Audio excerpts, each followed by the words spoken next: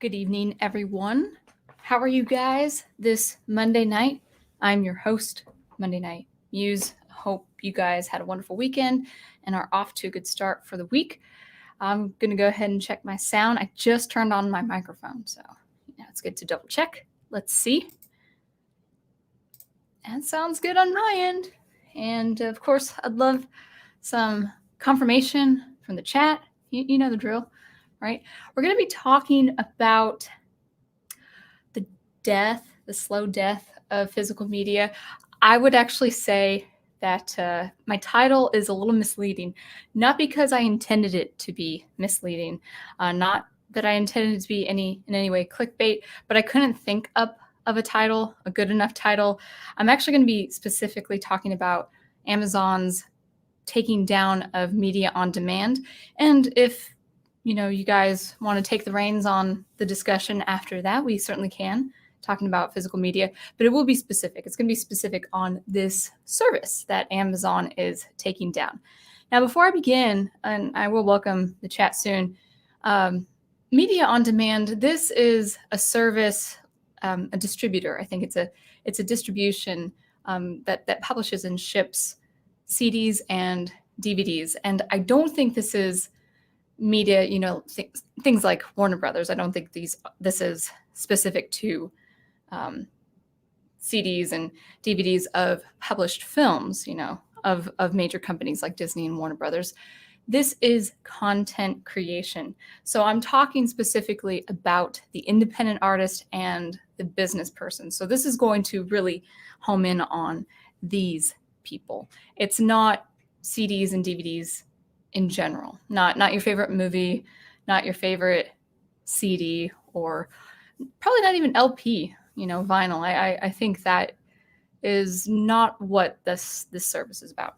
So before we begin, let's go ahead and welcome the chat and see who is on. Now, Big Al was first. Never fear, Big Al is here, and I'm so glad you are. I hope your computer maintains its strength so you can watch all the way to the end of my stream. And Professor Geek, ready for wisdom, my beautiful sage. Yes, thank you. And Alec says, oh, it's actually good to see you. I see you on the Facebook group page, but I haven't seen you before here. And that's a pretty interesting, mischievous looking avatar you got there. So welcome, Alec. Nice to see you. And I talk a little bit in chat, and Matthew Flynn says, color me interested. So hopefully I'm keeping you engaged so far with what I am preempting. And Daniel, I know this is Daniel Heron it's his worst nightmare. No, buy CDs, LPs, tapes, and laser discs. Yeah, so I would say, let me be specific that this is for independent content creators. The service that I'm talking about is for independent content creators, not the mainstream. We've got Netter's Network. Oh, wait. I think my computer was really slow to bring that up. My computer's kind of a dinosaur. So welcome, Netter. I hope you are doing well. Be on the lookout. Look over to her channel. She's got a new video on resumes, I believe.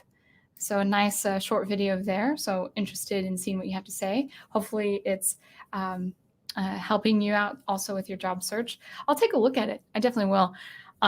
I hope I'm in the position, you never know. I hope I'm in the position where I don't have to think about writing resumes, but I don't know. I think people, even me, who's now in a job with her degree and experience in music, you always can get another job. You can always get, this is kind of a sidebar, but you might always find yourself in the position where you have to take a cashier's job, a receptionist job, bookkeeper, whatever the case may be.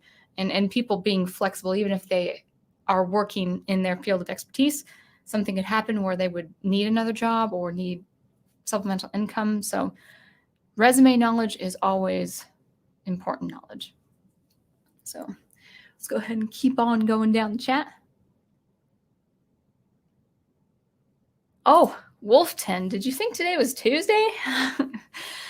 Sorry for the confusion today, everyone. The stream is on Tuesday. I didn't see anything, but I've been teaching all afternoon, so I haven't really gotten back onto the group. And he gives me his signature. Oh, hey there, Sound Engraver. And we've got Horizon Talker, hello the chat, and Melissa Harris, greeting Wolf 10, and Jedi Masters Utopia, welcome. And Big Al saying that sound is good, which is always welcome. And also Owen Lister, welcome. And Sean Barnes, welcome. And I think that is everything. Netters Network says, yes, it's on resumes and what to include and not, what not to include. That's great. That's important. I think part of resume, we'll get into the topic, I promise. Part of resume writing, I think a huge factor in getting the employer to look at your resume is not including a few things. But we'll let Netters Network take that and go ahead and check out her video after we're done with the stream here. Or you can check out her video during the stream and come back to me. All right. Oh, and Samuel Proctor, welcome. Okay, so let's take it away. But before I do, I should actually, come on, it's my channel, I can do this. I published another album last week. I published it 2 hours before my birthday. I really wanted to get an album this year. I said I have to get it before I turn a different age. So let's go ahead and share the screen if I can. Share screen. And there we go. Got something in my eye. All right. Can you see that? There it is. So Happy Anomaly is my new album. It's 8 tracks. That's pretty typical for me. It's averaging about 31 minutes. And you can get it for $5, or you can join and subscribe to my Bandcamp page for $5 and get all of my music for free. So that includes 3 albums and 4 singles and also a faith-based song. Also, actually, faith-based, Find Faith in Me, my song, my faith-based song, that's actually free to download. So I think that's averaging about $19, $20 for a $5 monthly subscription. So if I have to step away, I'll keep this page up just in case. But let me go ahead and put that in the link. And it is digital. There's no physical copy, but that is going to be my endeavor, hopefully by the end of the year, where every music that I have is published and produced in CD format, because I think that is really, really important. So enjoy that. All right.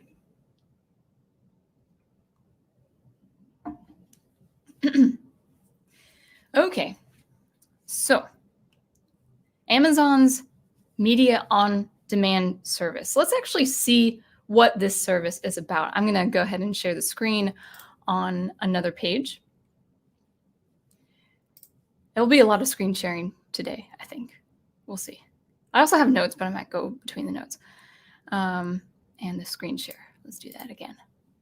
A little bit of impromptu, a little bit of notes, a little bit of screen share. All right.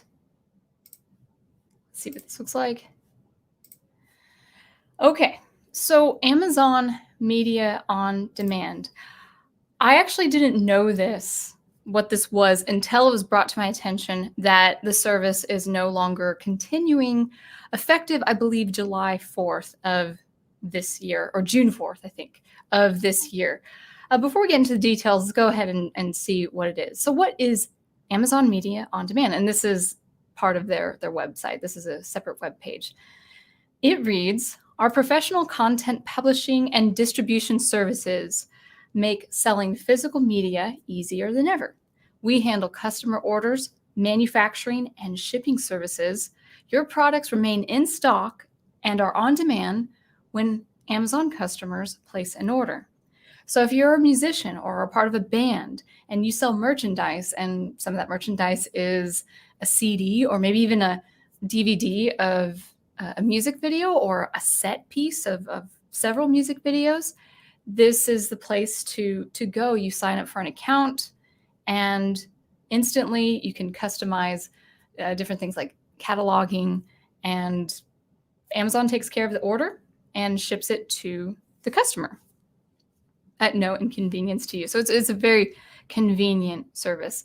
I also think that this could work with business people. So if you have a textbook of some kind or a business module of some kind, and you have a physical pamphlet, and maybe you have a DVD to help with that, or a CD that has examples, demonstrations and examples, or bits of audio or video, whatever the case may be. A business person would want the CD format or the DVD format for their supplemental materials for the business module.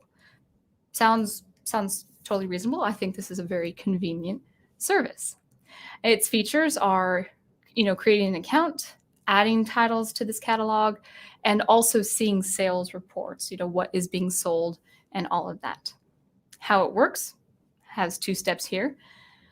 You create an account and then add titles, as I've said before, sell to customers, and get paid accrued royalties as you sell. So this service, I believe, is for independent content creators. I can also sell my CDs through Amazon, but I haven't, and we'll get to that in a minute. Let's go ahead. Oops, that was my other thing. Let's go ahead and I believe. Let me go ahead and go directly to an article that I found. This is what I wanted.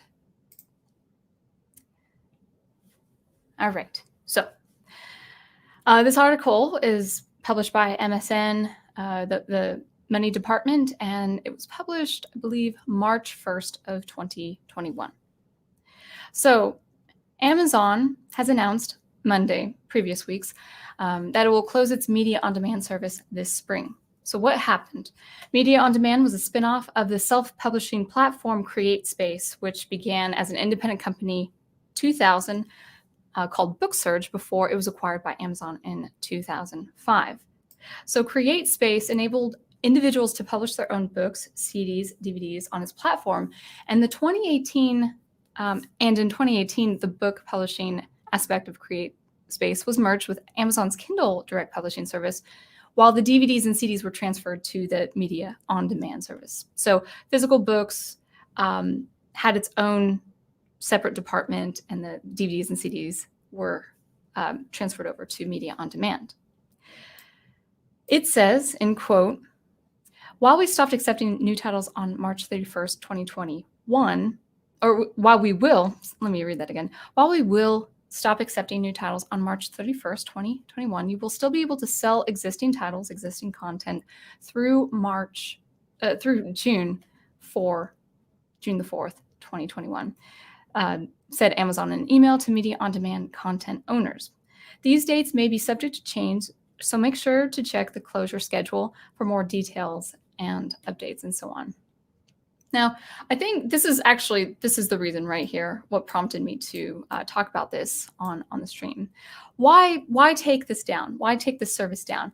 I find this a little bit strange. I find it a little bit vague, but it says here that Amazon stated its decision to take this down, that it was based on customer and content owner feedback, specifically their preferences for digital streaming services versus physical discs. So what they're basically saying is that Amazon is taking down this service to distribute physical media because content creators were saying this. This was customer feedback. This was customers saying, we prefer the digital streaming services to physical media.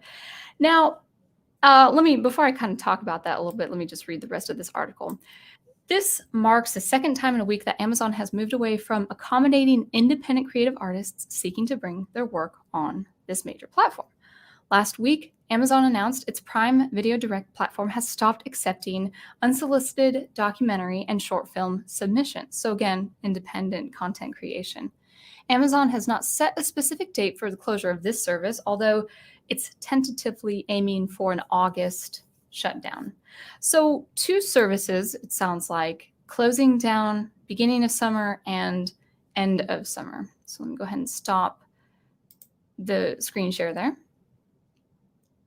So let's talk about why I find this strange.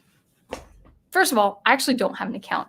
I do sell my music on Bandcamp, and I actually do have a physical CD through another service, which I will get to a little bit later. But I just want to talk about why this is vague sounding. I think this is a little ambiguous. I would dare say, a little suspect. Why in the world would content creators? Well, let's backtrack just a little bit. Why would Amazon make this decision based on customer feedback, based on hearing from their content owner accounts saying, no, we prefer digital services to physical media? Any sensible business person, even if they make all their revenue on digital services, would never opt for the removal of another option. They would want the option of being able to provide physical supplemental material. So let's say I am a musician who sells her music through MP3 and CDs, and I want to direct my music to the Amazon Public Square. Well, now, while my MP3s can stay, my physical CDs will be taken down. I'd be forced to find some other option and sell my CDs in a way that would be kind of cumbersome. I'd sell and ship on my own. So the idea of that physical distribution is lost. I would have to look for other alternatives. Now, fortunately for me, I'm under a label that has that taken care of. And it's nice. I get 50-50 royalties, give or take some fees, processing fees. But that's through an independent independent CD distributor. And so I'm fine. It doesn't affect me as an artist, but for people who may not sell their music under a label, or maybe even be under a label where they don't have that other connection, where that is not taken care of, well, then they really have to do kind of the brick and mortar way and sell their CDs, get their CDs manufactured and sell them individually on an individual basis. And it could be as inconvenient as going to the post office and selling their music. Now, I know that's a bit of a stretch, but really that's kind of the nature of the inconvenience for Amazon to take down this business platform. This is a very convenient service for people, musicians, people in bands, independent artists who use audio, business people who use supplemental materials for their business practices and their business text, whatever the case may be, their business literature, I should say. The list can go on. So I find this really bizarre that Amazon, based on what that MSN article, to date, there could be another news piece, 2 weeks from now or several months from now for a better alternative. Maybe Amazon will give a better alternative. But as far as that, I can't find anything. I can't find any other alternative. So I find it really strange that Amazon would say that was their decision. We have found that those accounts of ours really are selling digitally only. First of all, that's an impossibility. Everyone really should understand that physical media is quite good to have and good to sell and good to use. That's still generally accepted. And I would dare say that just because I would prefer to sell digital services or digital text or all my supplemental business material, maybe I would prefer to set it up digitally and sell it and distribute it digitally. I'm not going to say, oh yeah, we should give up physical media. Sure. Yeah, we don't need that option. That's nonsense. That's silly. So hopefully Amazon has something up their sleeve where they would have a better alternative. I've never had an account myself, so I don't know how inconvenient or convenient it is. But the general service, what it's supposed to do, I think would be by and large very convenient for content creators. So that's all I had to say. I thought that was pretty interesting. And I will end it with this. I'm going to go ahead and share one more screen. My wet new We Are the New Underground. That's the label that I'm under. Let's go ahead and share that.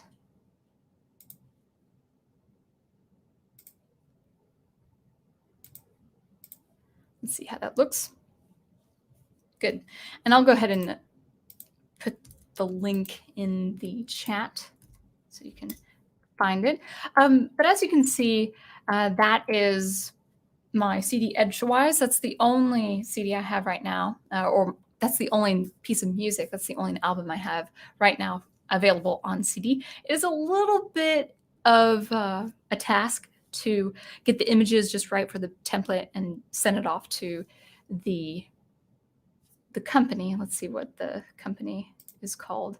It is a CD company. All right, so the company that we get this done is called Kunaki. So if you're a musician who would like to look at an independent distributor, I use, or the label I should say, uses Kunaki. And I think the prices are competitive, give or take. I'm not quite sure. I've never compared the different prices. But yeah, that's my album, Edgewise. And I hope to get Sunkissed done this year. And I also hope to get Anomaly done, Happy Anomaly done this year. So the goal is to have my albums that I produce this year in CD format this year and next year. And my longer single tracks, I'd like to possibly redo them a little bit and remaster them and compile them in its own separate album. I have 4 or 5 tracks, give or take, and have that be in CD format as well. So that's all I have to say there.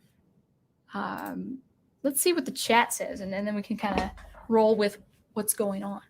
What is going on?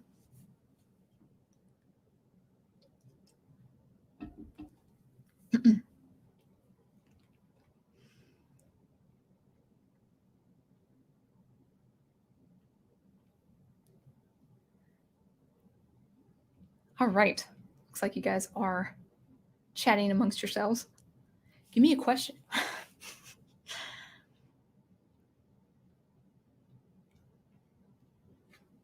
Oh, yeah.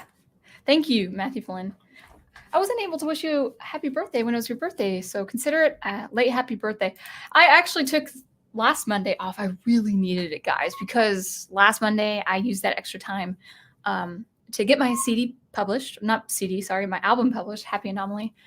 And then I spent the rest of the night just marketing around and on all the platforms, including my website and all that good stuff. And I also finished the rough draft of my first major installment of my space opera. So it's got a lot of editing to go. It's going to be a lot of trimming, a lot of paring down. I did a word count Tuesday night, I think, and it was, well, I'm going to divide the story in half. It's going to be two books. The first half is about 80 or 90,000, give or take, and I think that's a pretty appropriate length. My second half, oh my goodness, it's kind of embarrassing to say, but it totaled to 218,000 words. Oh, no, wait, no, that's not true. That was total. No, the second half went to totaled about 135,000 words. So total for that first major installment was about 218,000. So I feel really good. I'm actually taking about 2 weeks off writing completely. I'm just catching up on my reading, and then I'll get back into writing probably next week a little bit, maybe into Easter. So I had a wonderful birthday because I finished all that before the turning of the age. So I was pretty excited about that. Oh yeah, Wolfton, Schooner Tuna. I think it was either Schooner Tuna or Trooper that sung "Happy Birthday" to me. He told me a timestamp, and I'll have to find it. He told me, I think, on the book study, the Tuesday's book study. So I'll have to look at the timestamp. But anyway, I do appreciate that, and I know your birthday's coming up in May, so we'll have to remember that. Owen Lister says, I always prefer a physical copy of a movie, book, or show, because on digital it can be censored or removed entirely because of offensive content. Well, I mean, that is a little bit why I brought this topic up. Not to start a too deep, knee-deep a conversation about the growing, well, I should say the steady decline of physical media. I found it a little suspect that there's got to be a better reason than to take down that physical media service than the reason that they brought up on that article. But I find it suspect that there's it's a coincidence. This is timed kind of where a lot of physical media is taken down.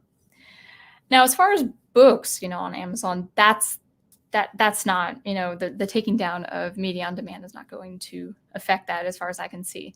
But it is strange. So now I want to write 3 to 4 years down the road, I do want to write a violin method book that incorporates theory for violin learning and technique, because I realized that I've said this before, but the violin is a very, very difficult, very absurd instrument to start. And I, especially with my adult students, where they are really overthinking a lot of different things that aren't lined up with basic music theory because they haven't been exposed to music theory. And I'm thinking, oh man, I think violin should be introduced with some supplemental music theory. So what's my point? Well, in addition to that book, that method book, I would love to work on, and this would be like a 5-year project. This is something down the road. I would like a CD to accompany that book. A supplemental CD of musical examples or maybe backing tracks. Now, yes, I can construct that and distribute that online via a link, but I would still want the ability to sell a CD as a supplemental piece of that method text. My music theory books in college, they always had CDs attached on the back of the cover or the back flap.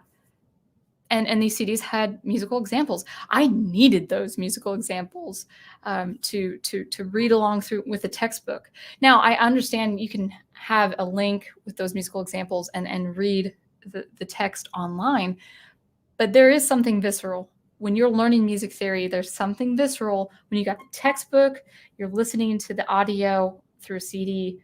You don't have to, it could be online, but come on, just have the option. And then a keyboard. You're messing with the music theory on the keyboard. There's just something very, very important in your learning process when you have the physical media. Not saying you have to only be using physical media exclusively, but no one, I can't imagine normal people, your everyday man and your everyday woman, I can't imagine them preferring the removal of an option. I think people don't like many options. I don't think people would like many, many options given unless it's like an ice cream shop or a candy store. But I know people would not prefer the removal of an option. So anyway, we'll see how this is.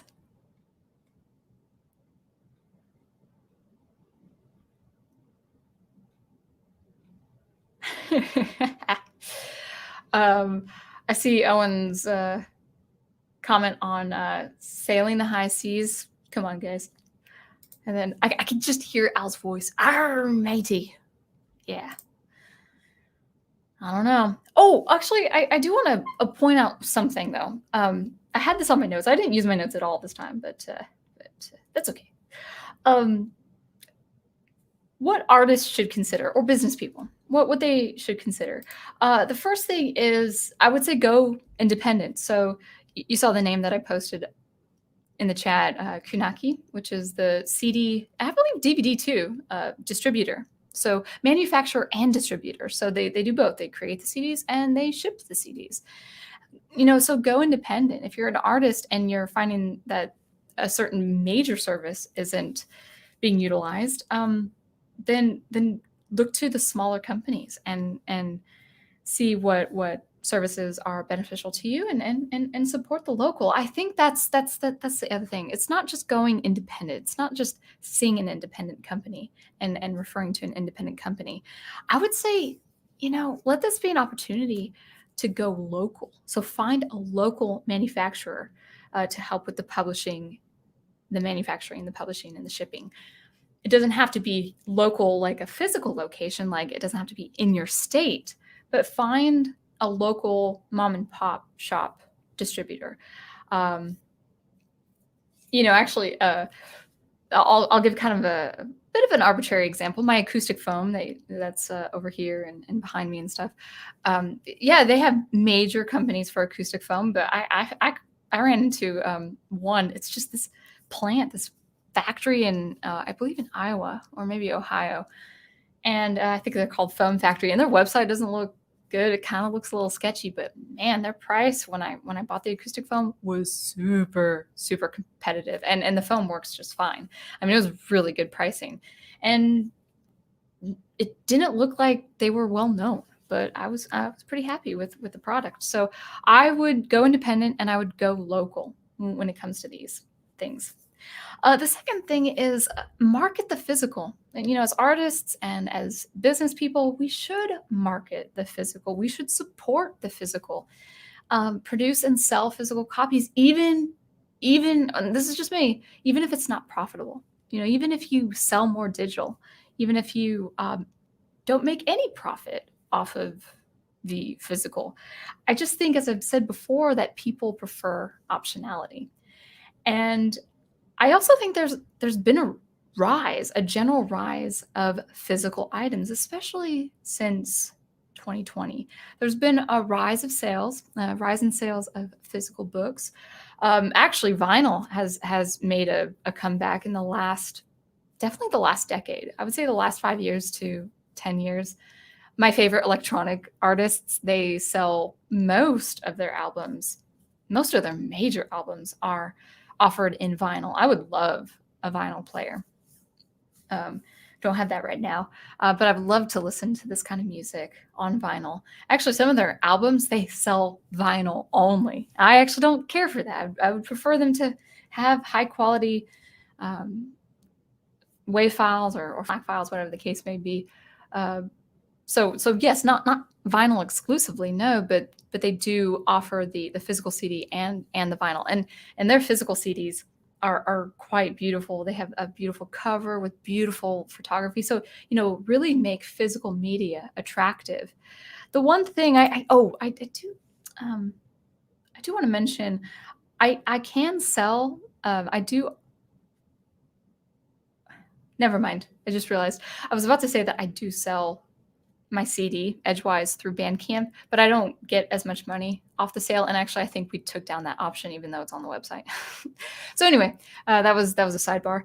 But anyway, people preferring optionality. I would say that optionality, or that ability to give people at least a handful of options of different media, I just think that looks professional.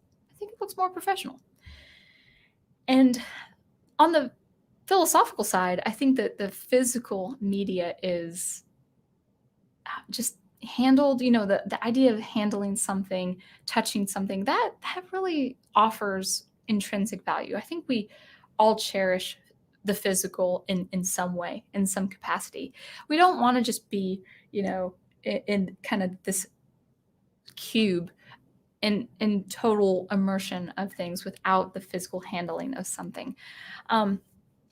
I do believe that there is a place for things like VR and AR, augmented reality, but I don't think it's going to be the end of something. You know what I'm saying? I know definitely when VR startups were doing a lot of hype and marketing, especially around this area that I am in Raleigh, but also in California and Seattle and all that. They market VR like it's like, this is the end. This is what the company, this is going forward. This is the whole future. And it's like, it's going to be cool, or VR has its place and it can do a lot of amazing things, but people aren't going to exclusively be immersive. They're not going to be in the immersion state exclusively. We like to handle things, It's like, even if our body was sustained on augmented food or augmented caffeine of some kind, we would still, at least I would prefer the cup of hot coffee in my hand. So yeah, things that are handled in touch have already intrinsic value. So I would say, as an artist, do your best to market the physical. So I plan to do that really end of the year and also into 2022, making it a goal to market my music digitally and physically. Even if I don't make a dime off the CDs, I think people would still prefer that.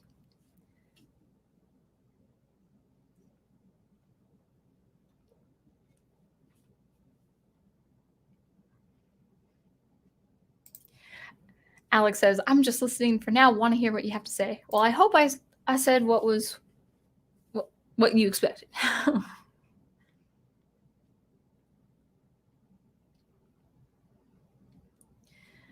Alex says, catching up on Xenoscope. Is that how you spell it or pronounce it? Comics while I listen.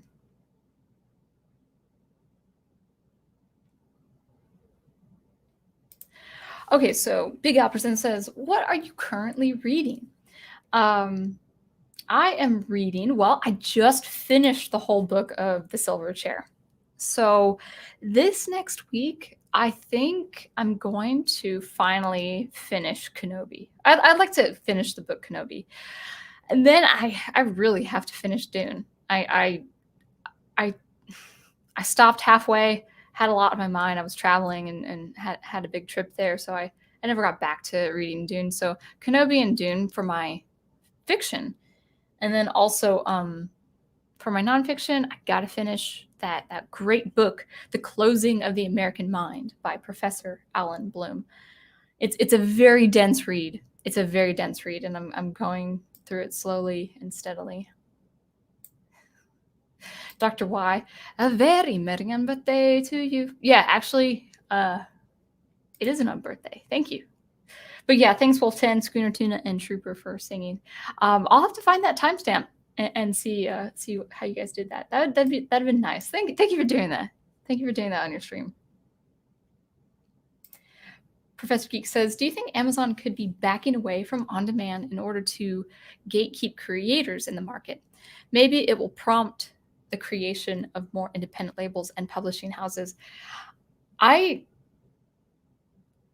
would hope that would be the effect of that.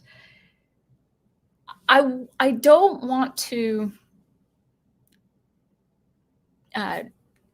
take a dig, stick it to Amazon. Not as a writer. I think writers have to go to Amazon for readership, for an audience. It's just the way it is.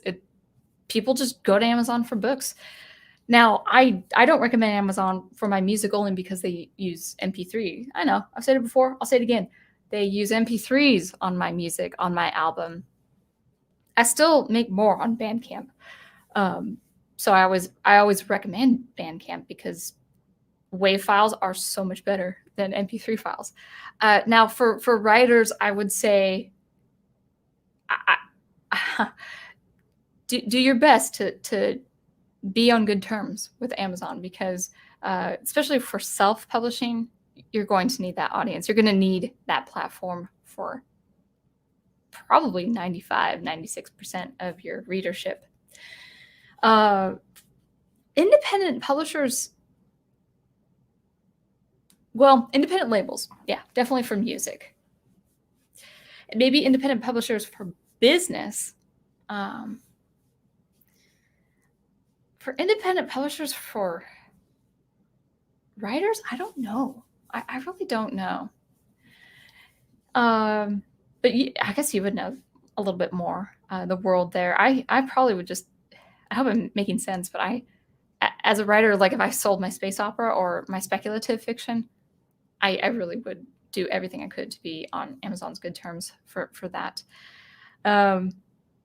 Writing, the only thing I would see that would cause you to go to an independent publisher for writing as if you're doing something nonfiction like a method book or a business module or practice or program. That's what I would see. And then of course you can market it on your website and on social media and all that good stuff. So making it available. But I tell you, I hope this is just physical media. Can you imagine if it's physical books? That would I don't know. Never can tell, man. I mean, we're in the year 2021 and a lot has already happened.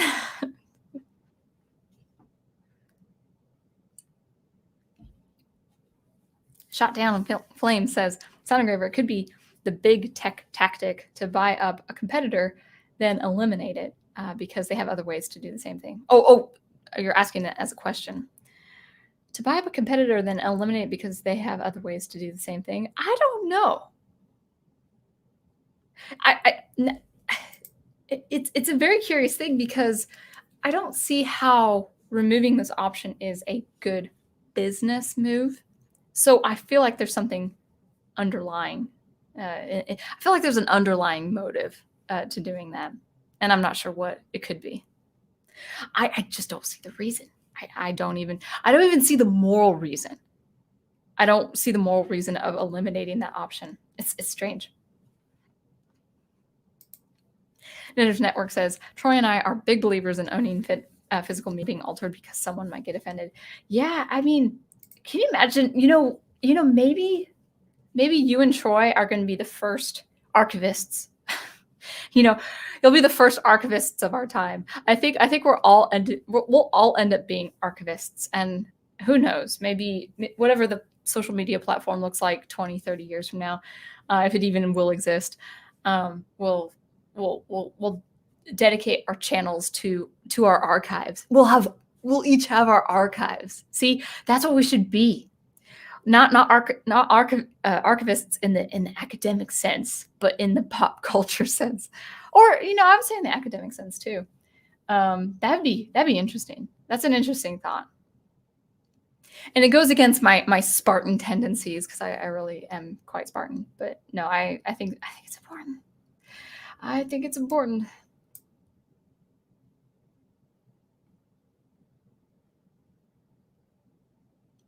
Seymour Proctor. Oh, wait.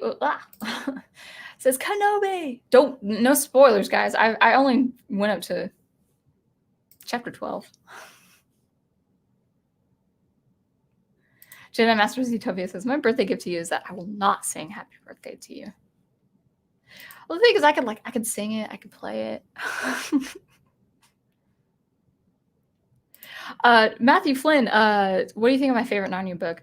I loved it as a kid. It's more terrifying as an adult, reading it as an adult. So no spoilers for Silverchair either, guys, because we're only in the second part of the book study. I did finish it. It is my second favorite. I've always loved it right after Magician's Nephew. In order. Let's see if I could say my favorite books, my favorite Chronicle of Narnia books in order. Magician's Nephew, Silverchair, Voyage of Dawn Treader, Horse and His Boy, Lion the Witch in the Wardrobe, Last Battle, and then Prince Caspian. I know that doesn't make sense, but as far as enjoyment of the books, I do like Last Battle a lot, but. But Silverchair is great. It's a very riveting story with very riveting world, especially under. Well, we won't get into. Yeah. Anyway, we own over 1,000 movies. Yeah, and actually, I mean, and also that's probably not including television shows. And I think I understand that Troy a while ago, about a year ago, was doing the photo art, which that's a really good way to put a stamp on all of that. Yeah, good stuff. 1,000 movies. That's a lot. That's like a walk-in closet. Yeah, I think I could own a lot of stuff if it was compartmentalized as like a library. Like if I had many books, I would want like a nook or a separate room that looked kind of like a library. Like, oh, well, let's go to the library and then pick a book off the shelf.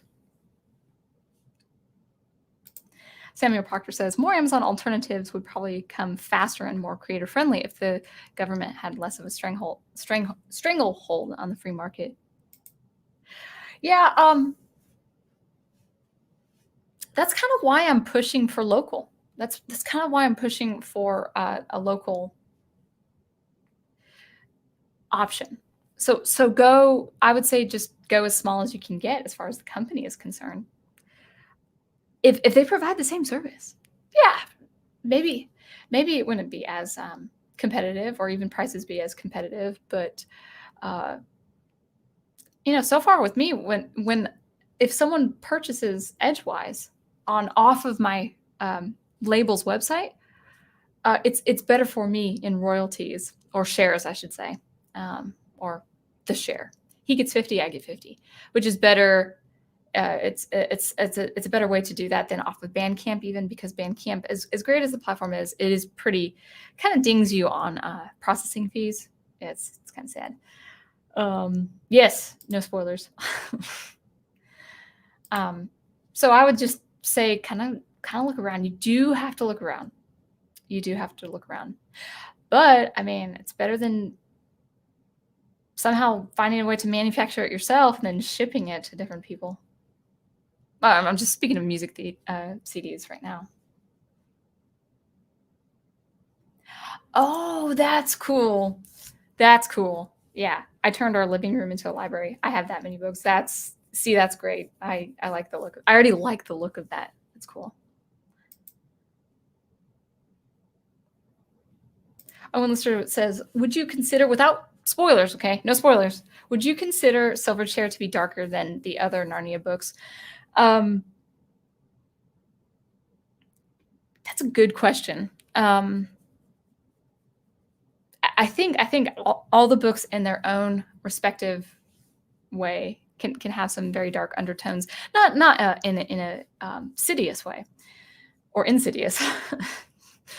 But I would say if I was transported to the world of Narnia and I relived the different stories that the children lived and went through, I would say Silverchair is pretty much. I can't remember Last Battle that well. I mean, I remember sort of what happens in Last Battle, but I would say the certain events and the certain kind of world layout, I would say Silverchair is probably the darkest. I've said this on my stream of The Magician's Nephew.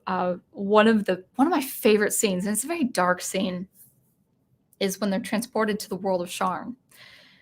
And it's such a riveting world to me. I can picture it. I can smell it. I can taste the deadness of that world. It's with the red sun and the shadows of the deserted, crumbling buildings. Everything's dilapidated and all that. And I think, and two little kids just walking in a completely vanquished, desolate world, that's pretty dark. Yeah.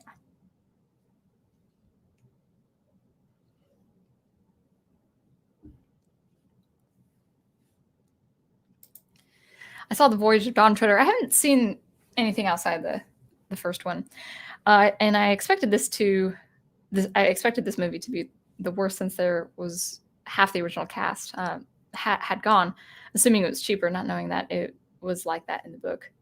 Oh yeah, interesting. Oh yeah, that is true. It really is only Edmund and Lucy in that book. Oh, and you say it's one of your favorite movies of the movies now. Cool. Haha. Al strikes a dad joke. It is darker. They're underground.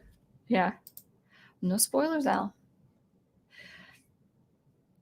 Yeah, it's good stuff. So anyway, let's just kind of see where I'm going with that. All right. So that's kind of what I wanted to see. I'll just go over my notes just in case I was missing anything, but pretty interesting. Let's kind of talk about, though, the my title is a little bit misleading in that I just couldn't think of um, a title that didn't include Amazon in it. Do I think physical media will die? I don't think so. Because I do believe the first thing I've said before, people would not, I don't care what they think. I don't care if they don't own any physical media. Generally speaking, by and large, I could probably safely speak for pretty much everyone out there, that they would not want the option of the acquisition of physical media removed. They would not want you to lose that option of getting physical media if you wanted. So if I'm all digital, my music is electronic music, I could probably be happy. This sounds kind of strange, but I could probably be completely happy, completely fulfilled if I only listened to things digitally. I know that sounds weird. Probably would be really happy with vinyl. I would love to listen to things with vinyl or on vinyl. But I generally am very happy purchasing a digital copy of an electronic album. I've had very good renditions of orchestral recordings on CD. I think it can be remastered. Or restored. I think video soundtracks can be beautifully restored and maybe remastered. I think a lot of because of the technology we are in and the how much processing power and fidelity we do have in the technology of this year, really the last couple of decades. I think you can get high fidelity digital all the way. But even if I were to be happy with digital for the rest of my life, I would never want to deprive someone else of having a physical copy, or at least acquiring, that acquisition. So I think physical media will never die unless it's forced out, because people would not want the option of physical media removed. Really, there's no reason why people would want that. Now, people have followed this trend called minimalism or minimalist living and say, oh, no, like we shouldn't have all this. And there's also environmentalists and probably they think their physical media is a danger to the world, but not if it's preserved, and not in the way of Netter's living room. If it's preserved like in a store, like a storage space or a library space, whatever the case may be, there's no harm in that. There's no harm in that at all. Not at all. So I think it would actually have to be quite a dramatic move.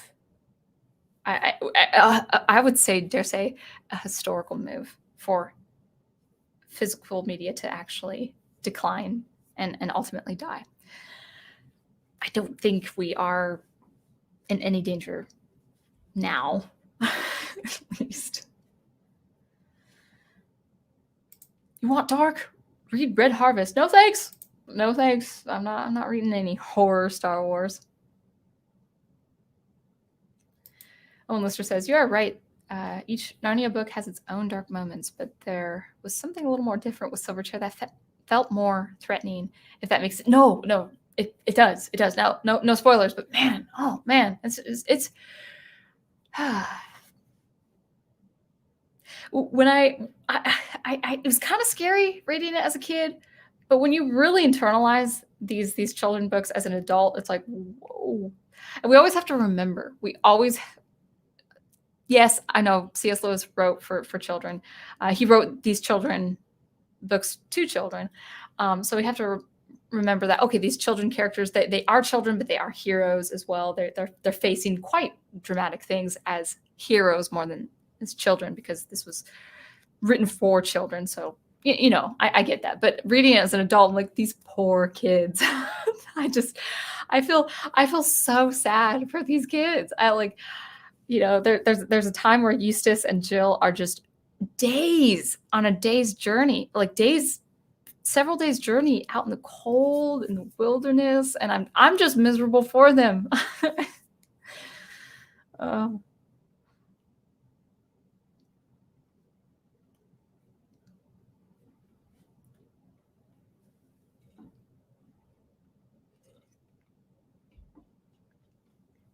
Yeah, I mean, that's the thing is I know you raised a good point, or at least a good observation.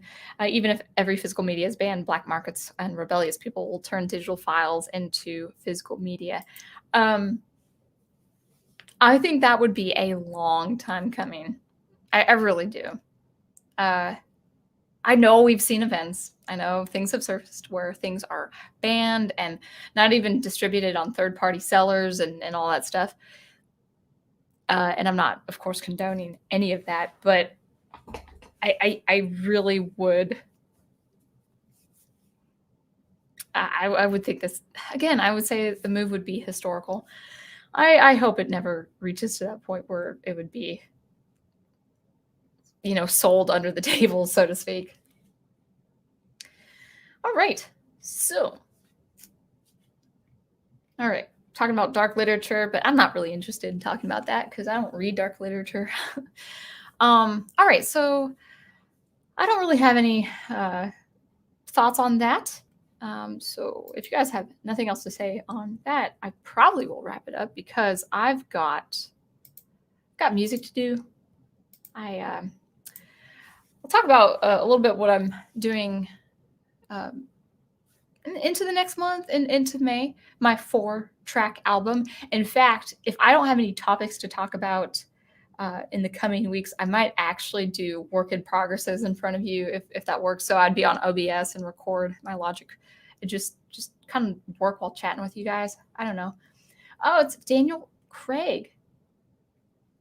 Oh man, we're good. We're kind of 10:28. It's not even the hour. See? So yeah, good timing. So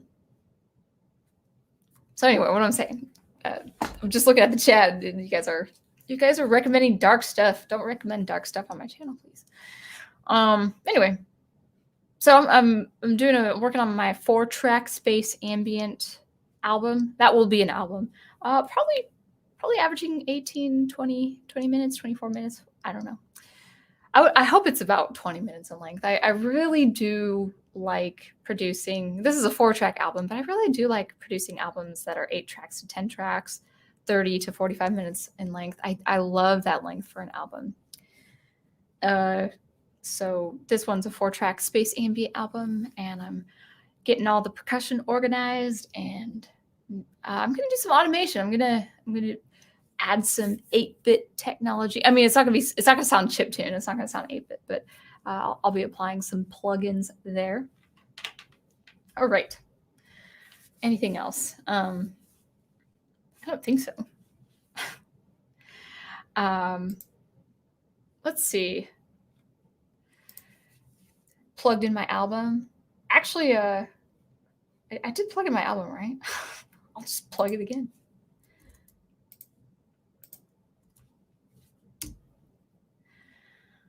I will also be working on a couple new albums. And I was actually cleaning out my computer Saturday night. I was going to just read and work on my music, but then I got really uber productive mode. The prof gave me a bookshelf as a gift, so I assembled the bookshelf because I just needed another bookshelf because I was acquiring some books and music scores and stuff. So I assembled the bookshelf, did my laundry, and I also cleaned my computer. And my computer is much faster for that. I got rid of a lot of storage. I freed up a lot of storage space, so I'm very happy. My dinosaur can live on for, I don't know, another couple of years. And so while cleaning my computer, I discovered quite a few, about 8 or 9, about 4 tracks and another 4 to 5 musical sketches. I was trying to compose ringtones back in the day, and just ringtones, I tried my hand in selling ringtones probably 5, 6, 7, 8 times. And unless you've got a number 1 hit song, ringtones don't sell. So I was working on these musical sketches, like, I'll try my hand in ringtones again. This was about 5 years ago, 2016. But the instrumentation is very interesting. It's kind of hip. It's kind of chill. it's casual. I even got some synth strings, which I don't really care for synth strings, but it's like I think I could make this work.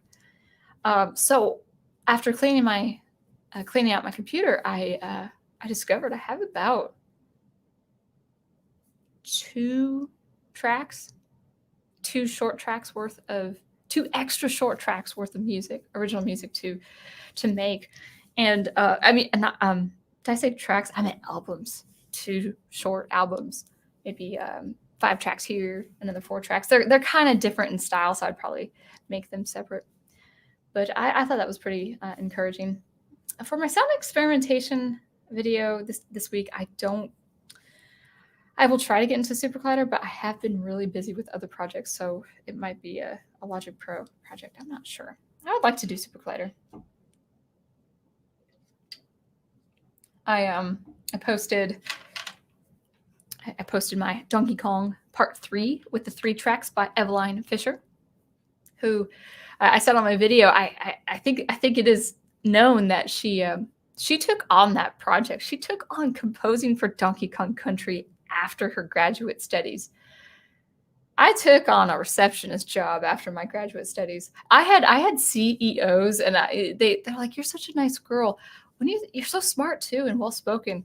Have you ever thought of going to school?" They didn't know I had 3 degrees, and I didn't say anything. I'm like, "Oh yeah, maybe someday." But I just thought that was so cool that Eveline Fisher had that ability to compose for Donkey Kong with Dave Wise. That's pretty sweet. Dave Wise. So if you don't know, for Super Nintendo, Donkey Kong, the three games. So Donkey Kong Country 1, 2, 3, Donkey Kong Country, Diddy's Kong Quest, and Dixie's Double Trouble. So the first game, Donkey Kong Country, there are tracks split and distributed by David Wise and Eveline Fisher. There's a man by the name of Robin Beanland. He's not as known. I didn't really know him. He composed 1 track. I think it was bonus material. So he didn't compose the main tracks of the main stages, the level stages. So not really familiar with him. Now, the second game, Diddy's Conquest, that was composed, I believe, primarily David Wise. And then Dixie's Double Trouble was composed by Eveline Fisher. Now, Dixie's Double Trouble, as far as the game is concerned, gets a lot of negative feedback. It's heavily criticized. I saw it heavily criticized. A lot of people just didn't like the game. In terms of gameplay, world building, and soundtracks, it's awesome. I love that game. I know why. I think I know why the game was poorly received. Kiddy Kong, which is Diddy's little cousin, who's this kind of big toddler gorilla. His design is not that attractive. He's off on this adventure with her in like a onesie, so it looks a little immature. I like him as a character, but I don't like the design of his clothes. I wish he had overalls, like jean overalls with like a light blue t-shirt or something like that to make him like that boy, because I think he has the light blue onesie. But apart from his character design, and I like him as a character, I don't dislike him. The soundtrack is great. The soundtrack is amazing, and the gameplay is fun too. The plot is a little unoriginal with Diddy's Conquest. Captain K. Rool kidnaps Donkey Kong, his buddy, and then so he goes off with Dixie, his girlfriend, to get him back and take him down. And then Dixie's Double Trouble with Kiddy Kong. It's the same plot. Diddy and Donkey are lost. They're missing, and spoilers. It ends in Dr. K. Berenstein kidnaps them. They were kidnapped. So that was that. I'm going to do a series on that whole trilogy because it's really good music. It was music that really influenced me as a composer. All right, Dr. Y.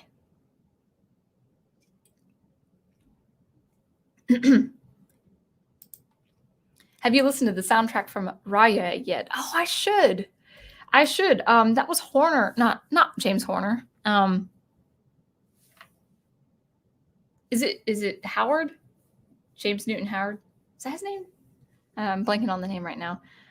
I haven't heard the score, so I should hear the score. Remember, I did that trailer music stream, so I'll check out the score, see if it's good, see if it's worth talking about. I got a cough. 1 second.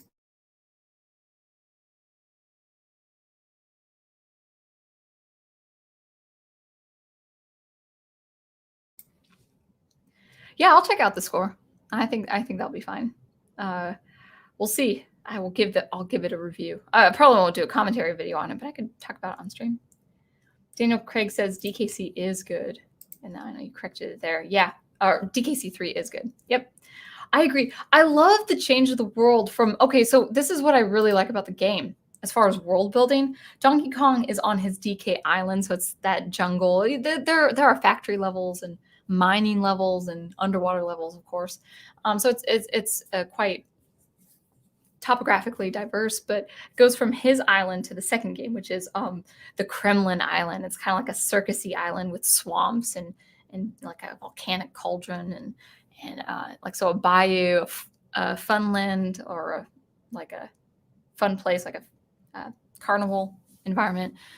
We've got like a haunted environment, and then we've got the castle, which if you guys ever played, maybe Daniel Craig has, Toxic Tower. Oh my gosh. Toxic Tower is like, so I was playing the game. The prof was with me for my birthday weekend, and so he just let me play that game, all the live long day. It was great. Toxic Tower reminded me how stressful it is to be a kid. I thought paying bills is so much easier. Paying taxes is so much easier than playing that level Toxic Tower. That I playing that, I just remembered how much of a stress that was. I'm screaming and just, I'm trying to time it just right, and it's so frustrating.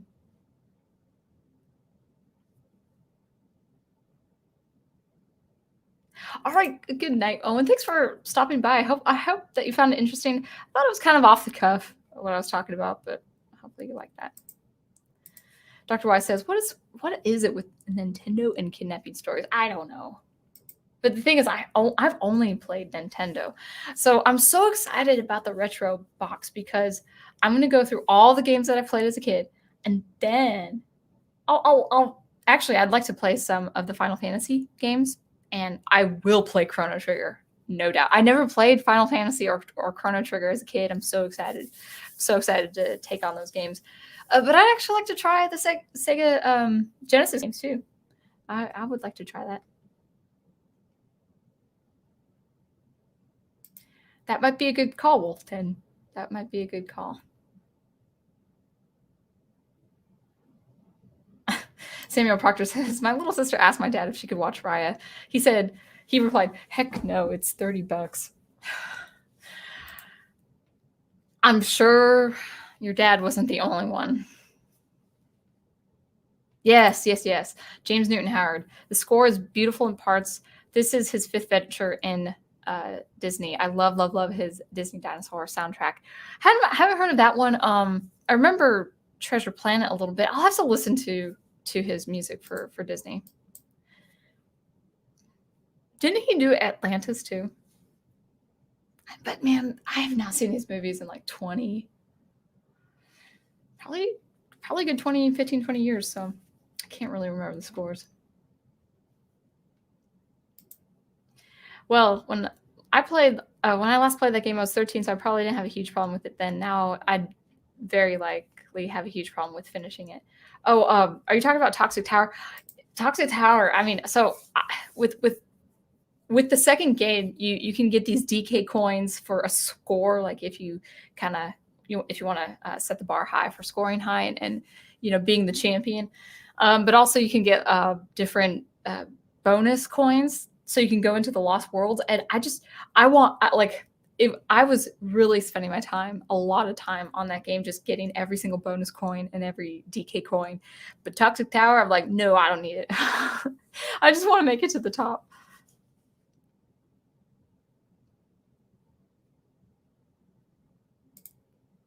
Dinosaur, Atlantis, Treasure Planet, Maleficent, and now Raya. Okay. I think I remember what that dinosaur movie looks like now that I think about it. All right. So, I mean, we can certainly talk a little bit more depending on the chat. If chat is slow, I really don't have anything much else to say. But before I do forget, next week, I very most likely will not be streaming that Monday night. And it's because I am traveling. I'm going to do a 2-day journey. I have Monday off teaching, so I decided to I'm going to pay my dad a visit, and he's away. He's a ways away. I mean, we actually lived thousands of miles apart when he got a job when he was transferred. So it's nice to be sort of local, but he's still a ways away. But I owe him a visit.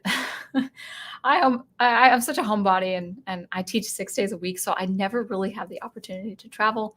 So since I have Monday off, I will be traveling later this weekend, and then probably coming home late Monday night.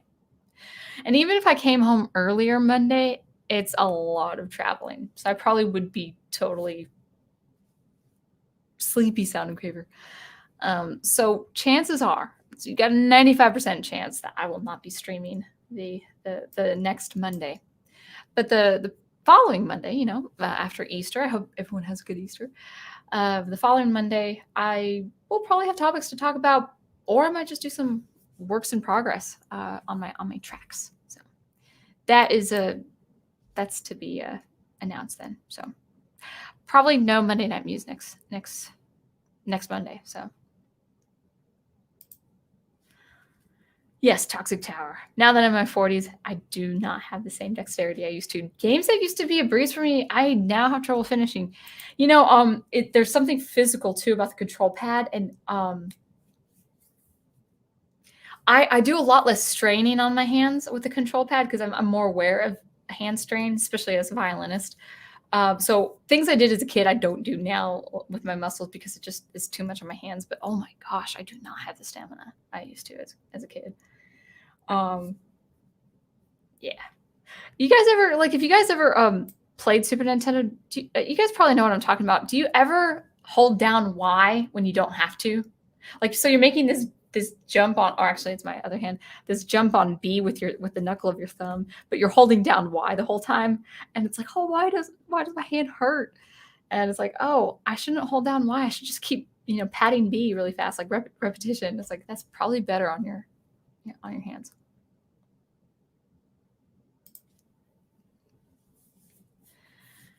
One of my friends' dad kept his Nintendo system with all the games. Donkey Kong 1 is legitimately harder than most games I've grown up with, late 2000s and the 2010s.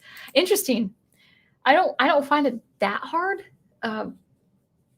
but I haven't played all the games either, and I certainly haven't played any of the new games. I really have not gone beyond Nintendo 64.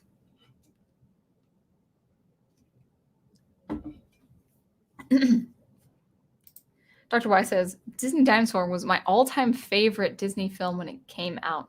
I feel old now thinking that it was 20 years ago. I know when something reaches 20 years, it's like, oh. I think I had that happen with Lord of the Rings. Oh, Return of the King is still not 20 years yet, right? Wasn't it released in 2003? But come on, it's close.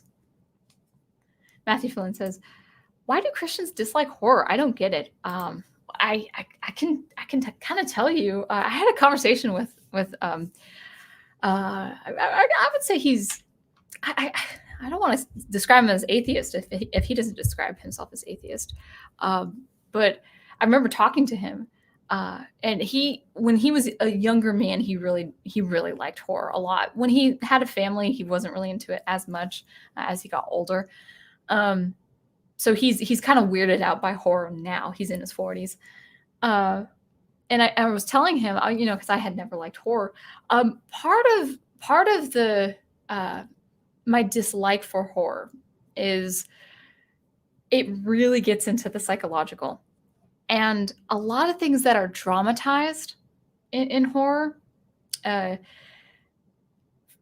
From my understanding, there's really no hope. There's only tragedy. But even more important, the things that which are dramatized actually, for me as a Christian, my own beliefs of spiritual warfare actually exist. So I don't want to see a dramatic representation of something that I actually do believe, at least in the spirituality and the principalities of the world.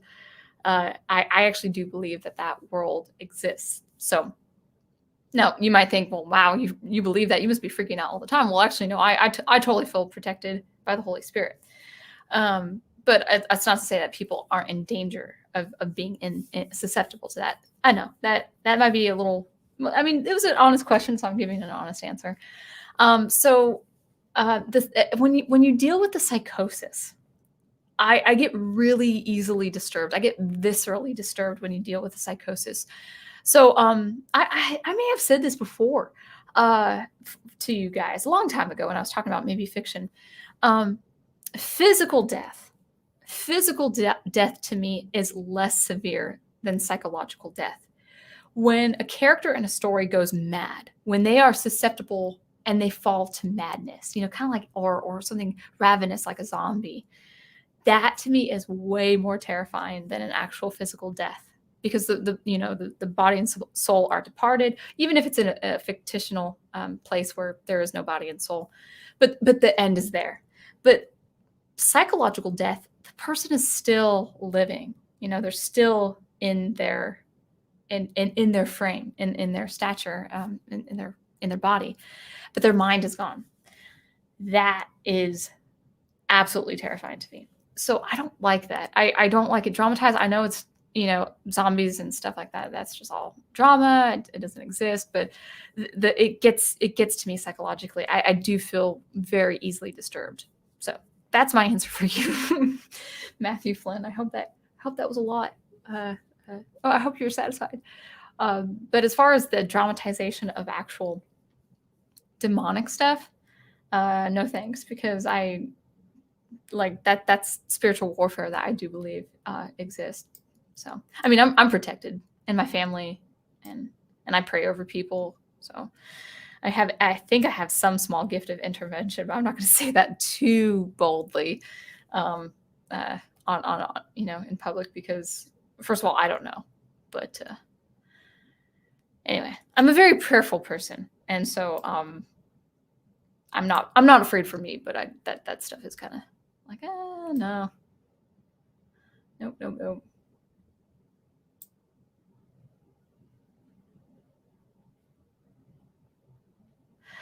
Daniel Craig says, only games where holding the button makes you move faster do I constantly do that.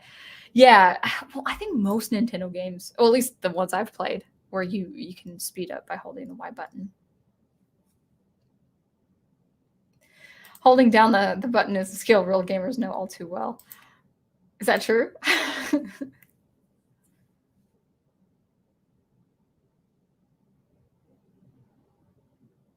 Oh, really? Whoa. Oh, prof, we better do that rewatch this year then. We should do that. I think we're planning on doing the movie rewatch. We're gonna do a book study on it, but we will also do the movie rewatch. Daniel Heron gave me the extended DVDs. I used to have them about 10 years ago, and I was lost in the move. I moved a lot, and so he had. I hope they were extra, because like those are really great to have. So I'm very happy to have those. So Lord of the Rings is going to be 20 this year. 2001. I thought it was 2003, but wow. Yeah, that we should check out the release. When was the Return of the King released? Go ahead and put the month if you can, because that'd be really kind of a nice way to ballpark when we should watch that.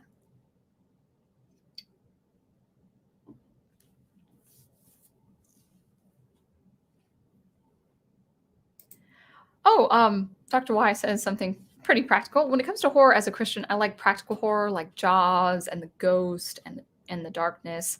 I guess they fall more into the real world.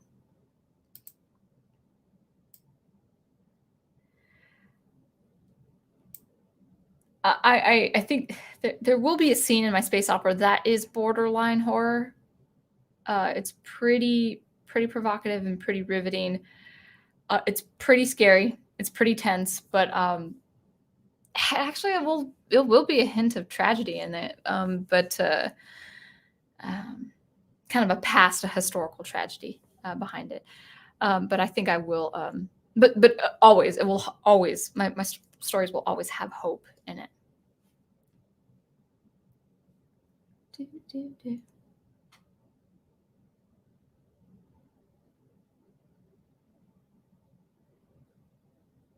Dr. Y says, James Newton Howard would be on my short list for composers I'd like to get to work on a film, maybe more so than John Williams. Well, I mean, John Williams probably has his own catalog of projects he has to do. Thank you, Green Lion Girl. Hi to you too. I hope you're doing well. I felt so bad because I was in the middle of these projects Wednesday night, and I was like, oh, I gotta pop in and say hi to Green Lion Girl, and then I just got caught up with work, and then it was 1:00 that morning. I was like, I didn't say hi to her, and I knew you probably went to bed after that. So.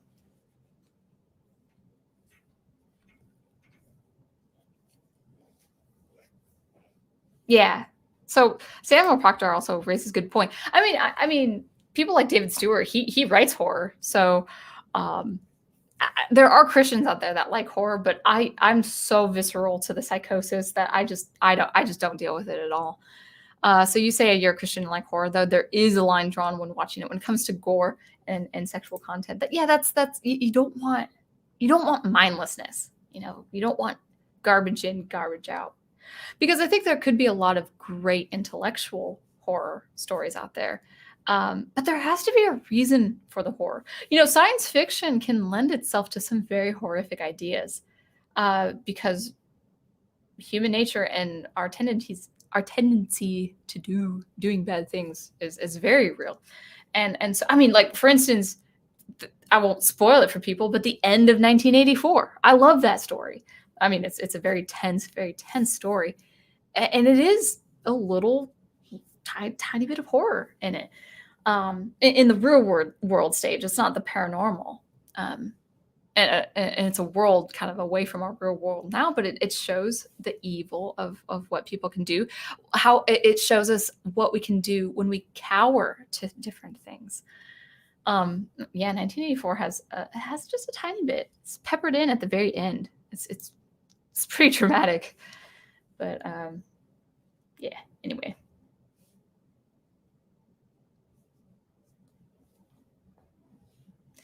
Wolf 10 says, definitely true. For example, my thumb is a steel bar that can cut through the stone and metal.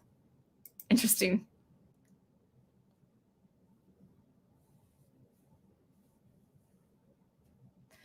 Yeah.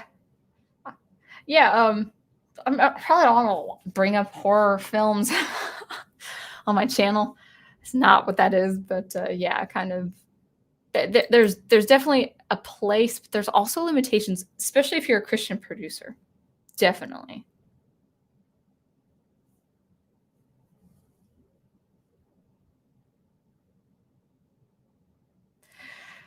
I mean, you guys are raising some deep level thinking here.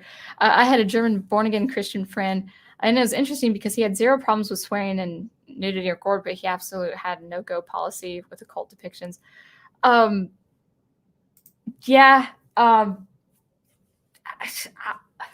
hate to be one of those downer Christians.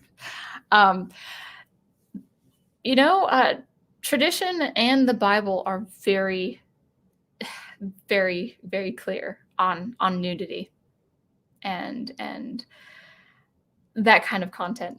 So that's what I'm saying there. I do honestly, and this is not to anyone outside the faith. This is Christians. If you're a Christian, it's just you and me.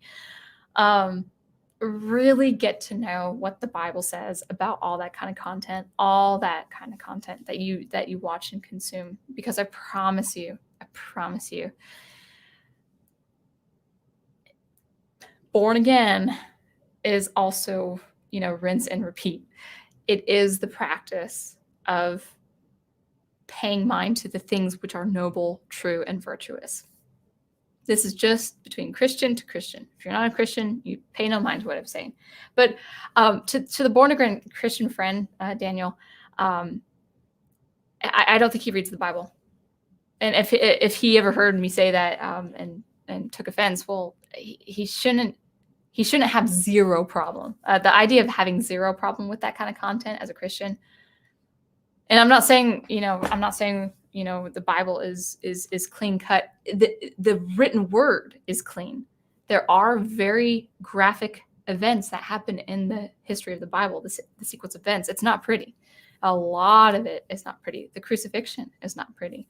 But the actual gratuitousness of our nature to do stuff as human beings, that I would caution against. But at least he has a no-go policy on the occult stuff. That's good. That's really good. That is really good. Yeah. Actually, Dr. Y, that's what I'll say. Yeah, leave the horror stuff to Troy and Fan Man. I think that would be good. Prophet's not into horror either. I'm so glad he's not into horror. Dude, that'd be kind of hard.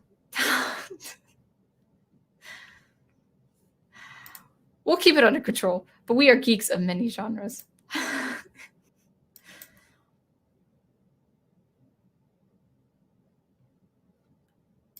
Oh, well, I mean, people who are Christians, I mean, not all Christians dislike horror. Like I do know practicing Christians who do like the style. So you say, do all Christians think this way about horror stories, or is it just your point of view? I mean, as far as anything, I can only speak for myself. But I think you can write, as a Christian, I think you can write very horrific ideas, but just not. I just would say that there's got to be a Christian moral to the story. If you're a Christian writer and a Christian producer. Yeah. Shut them down, Sound Engraver, before it's too late. You bring up horror and anime, they'll never shut their what. Yeah, so I mean, for me, actually, it's just personal preference. I can't speak for every Christian. Some Christians really do like the visceral. And they like the psychological. I do like the psychological. As far as psychological, not so much in the form of a movie, because I really haven't watched movies, but really I haven't. But as far as maybe reading and the psychological dramatic sequence found in short stories and books, yeah, I like that. Again, as long as there's Christian morale, as long as there's something uplifting at the end. I don't want doom and gloom. I will never be in the mood for doom and gloom. Why? Because we live in this world.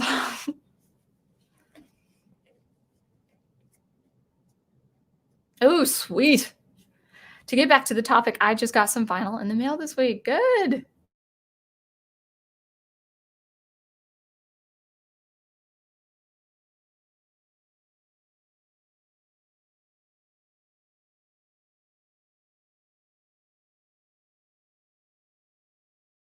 Connection unstable. Hey guys, I'm back. My connection dropped. Something's going on my... Okay. StreamYard says its connection is fairly good. If you're on Wi-Fi... Oh, okay, it disappeared. All right.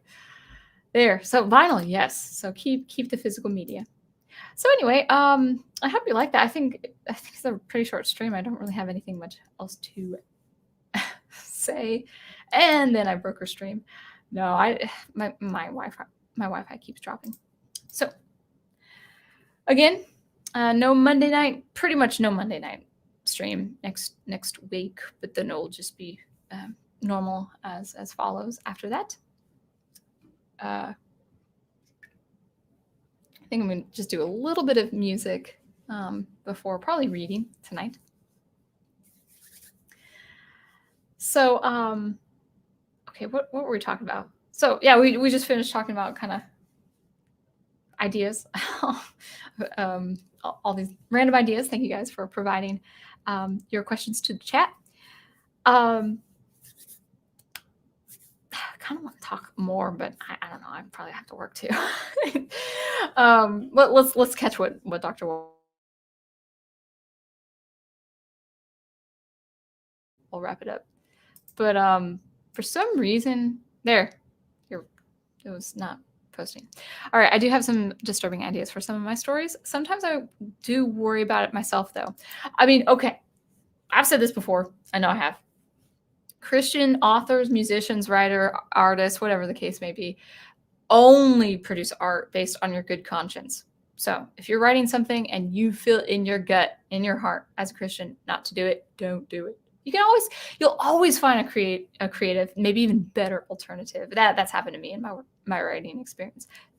I don't know if that's the case with you, Wolf 10, or not Wolf 10, Dr. Y. But yeah, that definitely is something to consider as a Christian. I have a speculative novel. I'm going to get back to that probably in the next year or so, where I have some very pretty disturbing parts. It's pretty, but it's so good. I'm just thinking about it right now. It's so good.